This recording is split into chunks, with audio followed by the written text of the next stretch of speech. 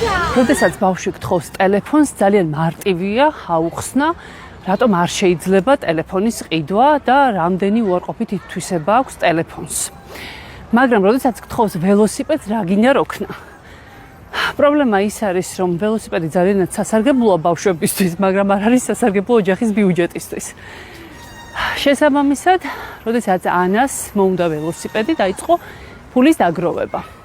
მოკლედ, რამდენიმე თვიანი ფულის შეგროვების პროცესის შემდეგ მოაგროვა საკმარისი რაოდენობა და იყიდა ველოსიპედი.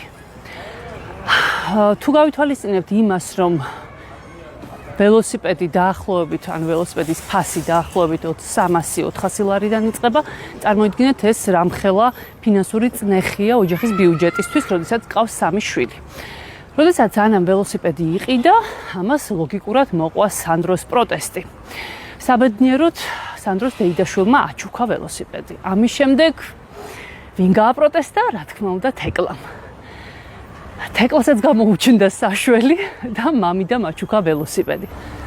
ჩვენს შემთხვევაში ეს კარგად დალაგდა, იმიტომ რომ პრაქტიკულად 2 ველოსიპედი გვაჩუქეს, თუმცა რეალურად 3 ბავშვის ველოსიპედის შეძენა არც ისე პატარა თანხაჯდება.